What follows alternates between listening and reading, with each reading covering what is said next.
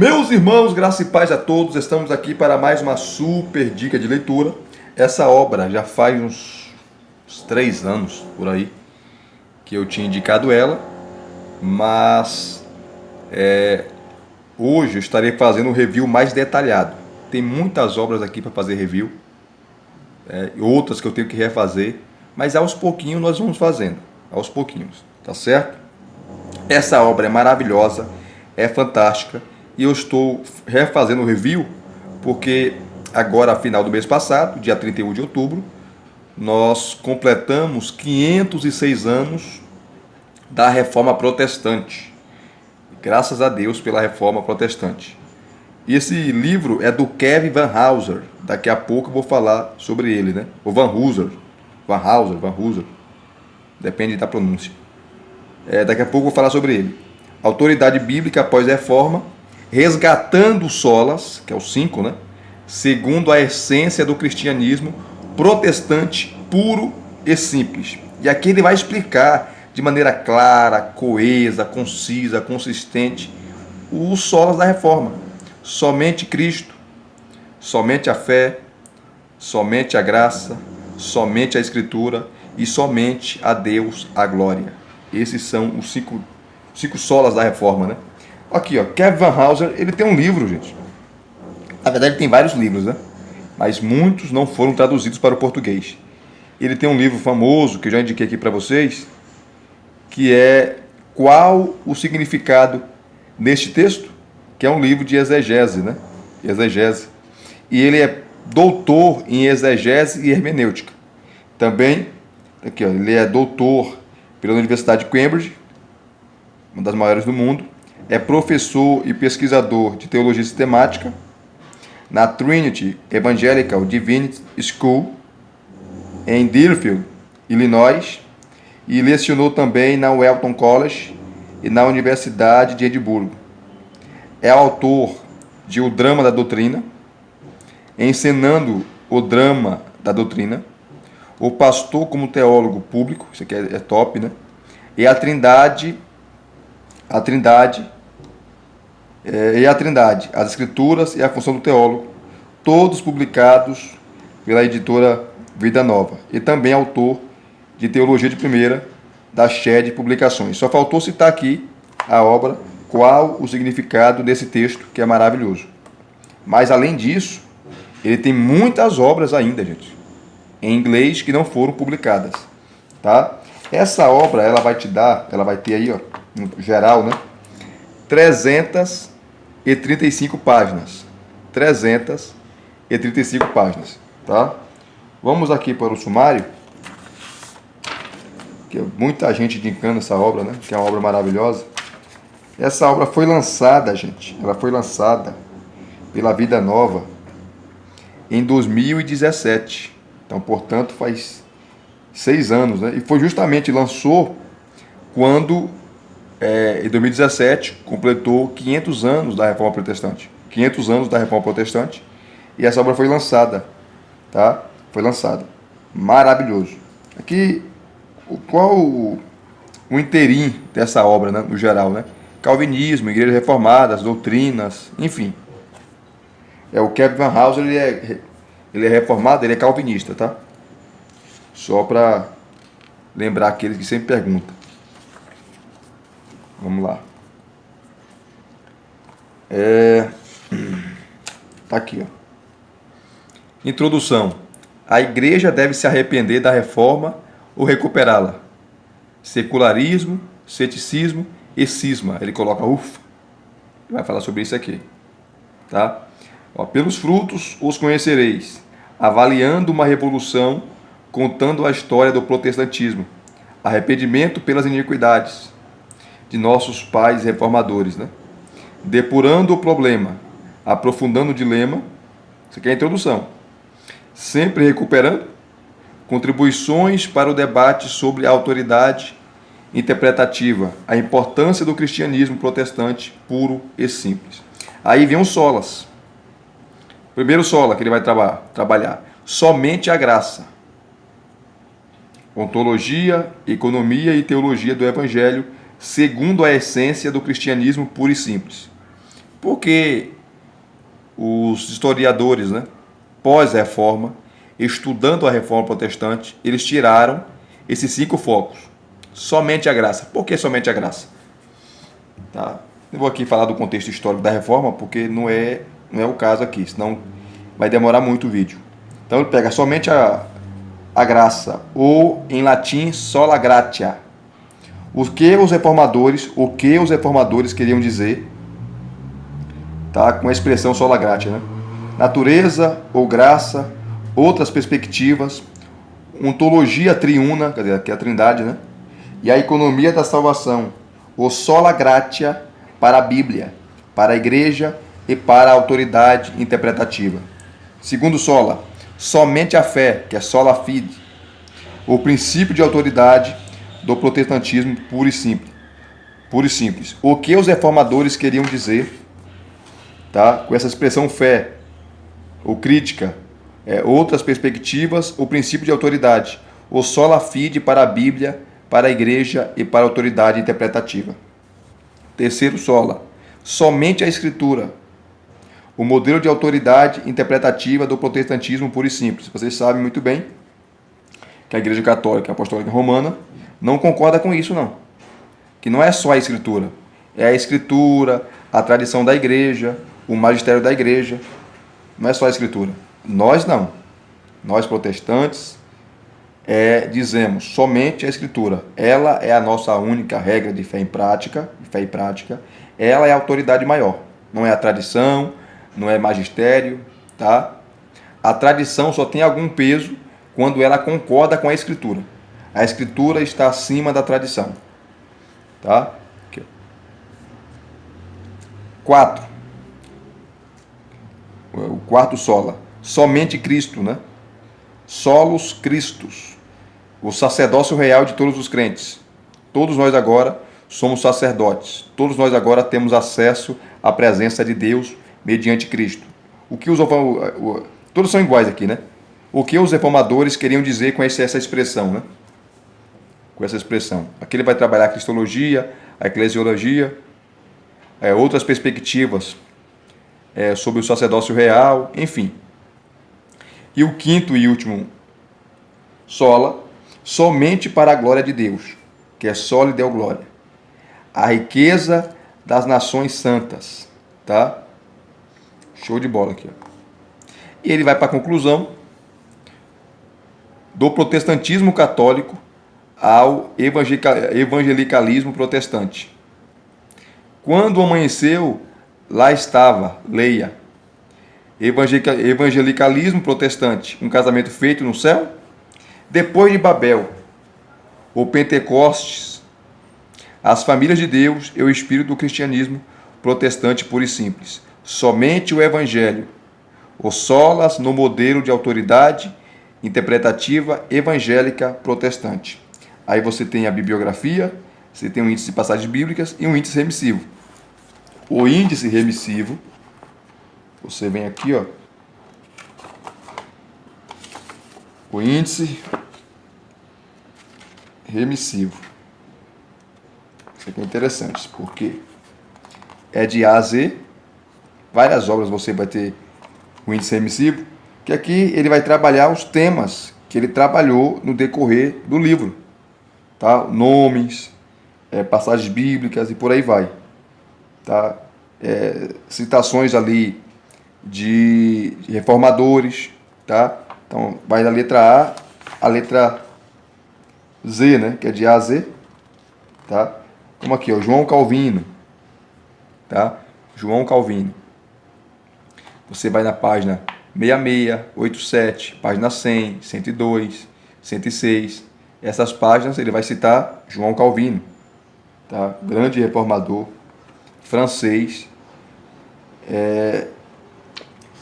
que é considerado aí a mente da reforma, né? Show de bola. Vamos pegar um capítulo aqui, queridos, para nós trabalharmos, né?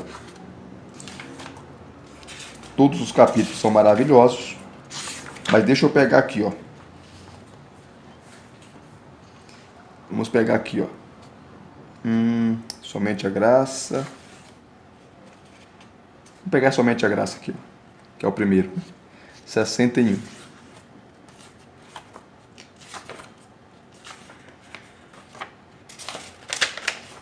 Somente a graça. Ontologia, economia e teologia. Teleologia. Do Evangelho segundo a essência do cristianismo puro e simples. Ele começa comentando, tá?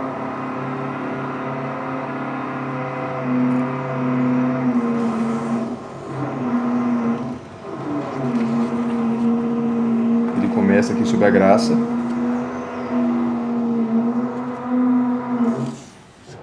Ele explica o que é graça, tá? Aqui ele vai falar, sola gratia. O que os reformadores queriam dizer? A reforma começou com uma indagação soteriológica. Como posso obter salvação? E lembrando que aqui também, você vai ter várias notas de rodapé o tempo todo. Mais rapidamente levou a questão relativas à eclesiologia. Onde está a igreja verdadeira?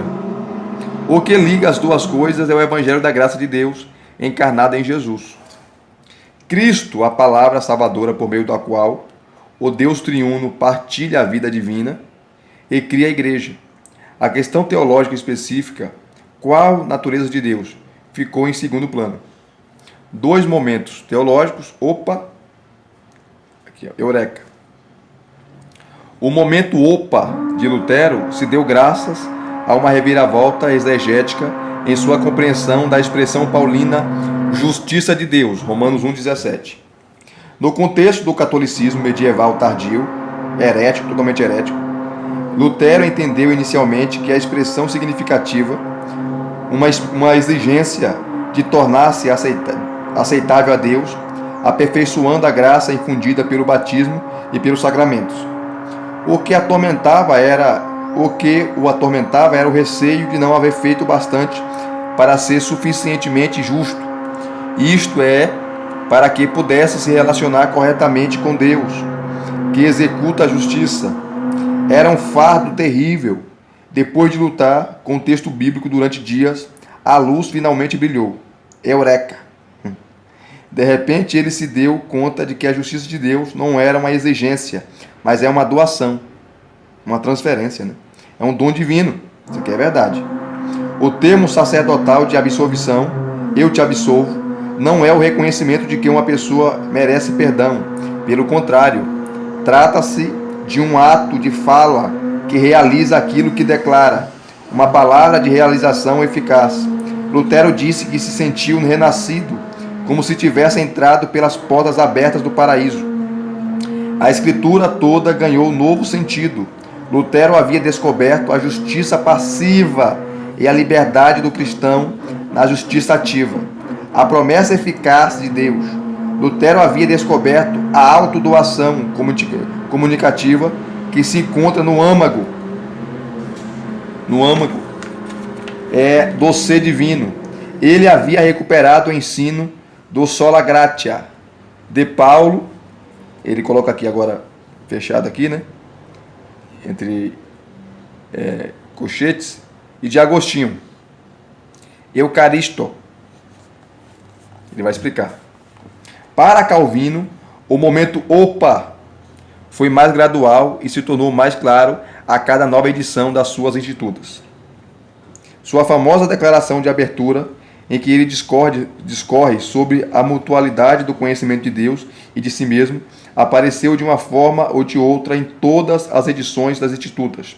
Da primeira, que é de 1536, a última, 1559. Calvino era fantástico mesmo. Tá? Eu não idolatro ninguém, nem Calvino, nada disso. Eram pecadores, como eu e você mas Calvino era um homem de Deus. Calvino era um homem de Deus. Não sou calvinista, até porque Calvino criou isso, né, gente? Quem criou foi seus discípulos. Assim como o Armínio também, tá? Armínio não criou o arminianismo, quem criou foi os discípulos, tá? Os discípulos do pensamento de Armínio. Aí vem aqui, as Institutas são instruções em religio, isto é, na verdadeira adoração, e certamente é significativo que Calvino não se refira à sua maior obra como suma teológica, né? E sim como suma pietatis. A piedade é a reverência unida ao amor de Deus, resultante no conhecimento dos seus benefícios. O que interessa a Calvino é o conhecimento salvador de Deus. E é isso que temos na Escritura. As boas novas de que o Pai enviou seu Filho para fazer de nós, que éramos por natureza filhos da ira, seus filhos por meio da adoção. A graça não é um expediente divino que nos ajuda a nos tornarmos filhos obedientes. É Deus nos adotando, ainda que sejamos indignos disso. Conhecer a graça de Deus é conhecer a si mesmo, agradecido, eucaristo. Tanto é assim que Brian Gerrit diz que a teologia de Calvino da ceia do Senhor está organicamente ligada ao conjunto total das institutas. Tá? Tudo na Escritura e na teologia diz respeito à liberdade de Deus Pai e à resposta agradecida de seus filhos. O banquete santo é simplesmente a materialização litúrgica do tema da graça e da gratidão que se encontra no âmago de toda a teologia de Calvino, quer a chamemos de sistema, quer não. Calvino compreendeu a liberdade divina de nos adotar como filhos e filhas em Cristo. Ele havia recuperado o sola gratia, somente a graça de Deus. Glória a Deus por isso. Aí vem aqui, ó, a controvérsia de Heidelberg. Inclusive você tem até o catecismo, né, reformado, o catecismo de Heidelberg, que não dá para explicar aqui, porque devido ao tempo, tá? Eu não sou reformado, mas eu conheço muito a teologia reformada, né? A controvérsia de Heidelberg e a crítica da teologia da glória. Tá? Reformado, gente, primeiro, o que é ser um reformado? Tá? Um reformado, ele é um calvinista. O reformado, ele tem aí como base, né? Como chama agora? Os catecismos, né? Como o catecismo de Heidelberg, tem a confissão de fé de Westminster, e tem outro catecismo que eu esqueci agora, tá? Mas adota tudo isso, esses catecismos, e o reformado também abraça o aliancismo, tá? O aliancismo. Então, o reformado puro, clássico, é esse reformado, tá? Então, que muita gente fala, eu sou reformado, mas não sabe nem o que é isso. Os catecismos de Heidelberg, confissão de fé de Westminster, tá? Quem tem a Bíblia de Estudo de Genebra, como eu tenho, você vai ter lá no final os catecismos, principalmente o catecismo de Westminster, que é a base, né? A base. Você tem o catecismo maior, o catecismo menor das igrejas reformadas, principalmente a igreja presbiteriana, tá? Então ele vai falar aqui, ó, a controvérsia de Heidelberg e a crítica da teologia da glória. Aí que ele vai citando, depois, ó, hermenêutica da reforma, faro, o ouvido, né, para a graça, show de bola, que ele vai falar um pouco sobre a lei e o evangelho, natureza ou graça, outras perspectivas, tá? Ó, escolasticismo medieval, a graça aperfeiçoa a natureza ou a mediação institucional. Aqui é completamente, gente, herético, porque na Igreja Católica, eu vou comprar o catecismo da Igreja Católica, né? Vou fazer um review aqui para vocês. Quem media a graça de Deus é o magistério, é o Papa, é a Igreja. Tá errado isso, tá? Quem media a graça de Deus não é o Papa, não é a Igreja, é Cristo, é Ele que dá a graça. Então é totalmente diferente a teologia católica da graça e a teologia evangélica, né, protestante. Ó, natureza pura, natureza sem graça. Nouvelle Theology. A graça permeia a natureza, a mediação ontológica. Ontologia triuna e a economia da salvação, que fala da Trindade.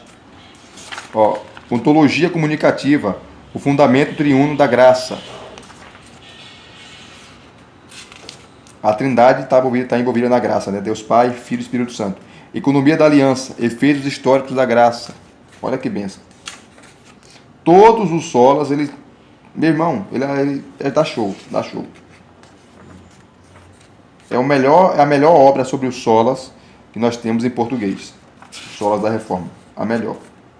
Bem expositiva, fantástica, bíblica. Comunhão, o propósito final da graça. O sola gratia para a Bíblia, para a igreja e para a autoridade interpretativa. Depois, a graça como centro da interpretação bíblica, o princípio material, lendo para aprender, Cristo. Tá? Cristãos pura e simplesmente protestantes concordam que as muitas formas do discurso bíblico, tomadas em conjunto, formam uma história única das misericordiosas iniciativas de comunicação de Deus.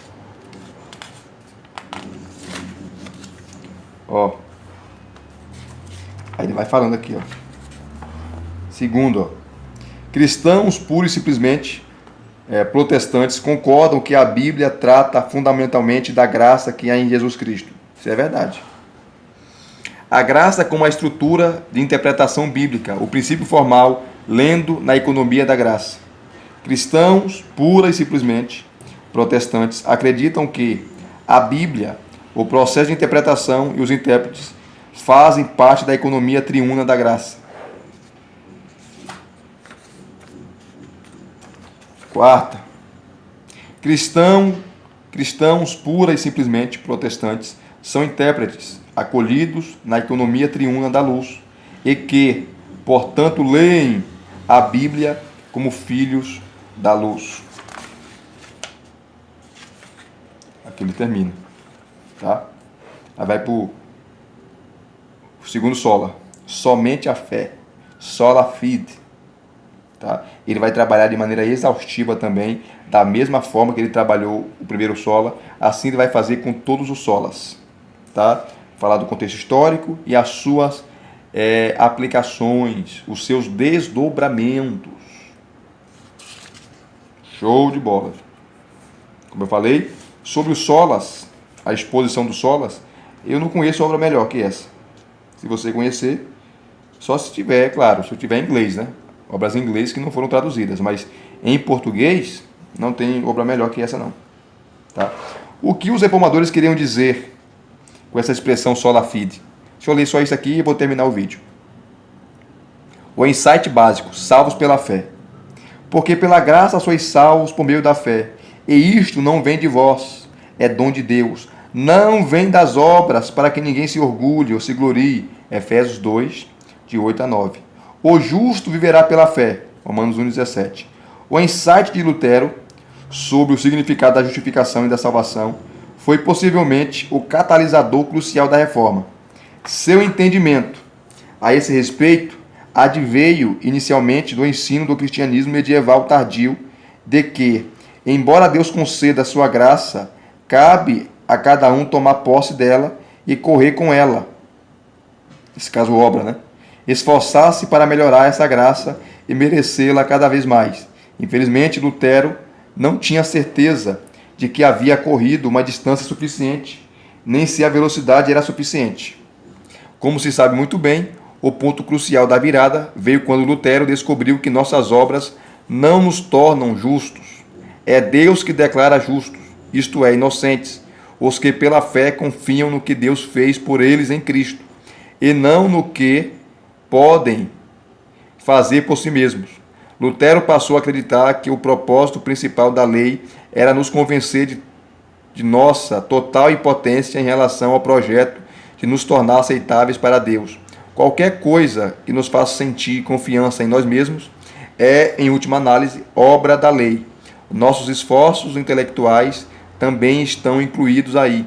As obras da mente, o insight que levou teólogos luteranos do século XX, como Rudolf Bultmann, a estabelecer uma conexão entre dois aspectos da justificação, o soteriológico e epistemológico. Bultmann ele era luterano, mas completamente liberal, né? Era gênio, mas liberal. Os teólogos luteranos passaram a ver a justificação como um artigo por meio do qual a igreja se mantém ou cai. Philip Schaff se refere à justificação pela fé como princípio material da reforma e síntese do evangelho. Ele é basicamente a recuperação da doutrina de Paulo, segundo a qual Deus nos declara justos exclusivamente pelos méritos de Cristo e pela fé. Somente, isso aqui eu concordo.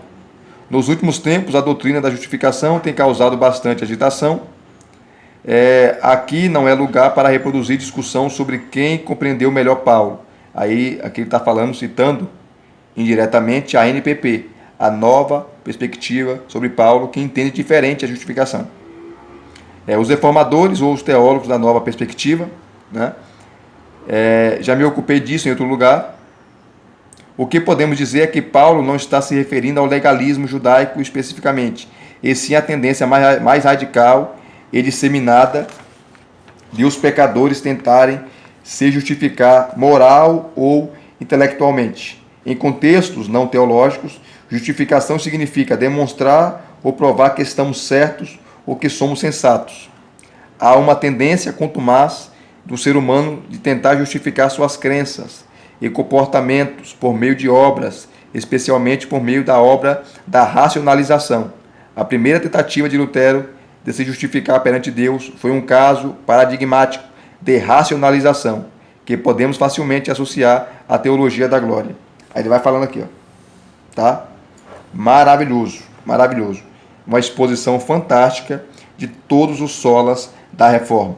Se vocês gostaram de mais uma super dica de leitura, deixa aqui os seus comentários, deixa aqui o seu like, se inscrevam no canal se você não é inscrito e acione o sininho para receberem todas as notificações, tá certo? Graça e paz mais uma vez, muito obrigado a todos, até as próximas indicações.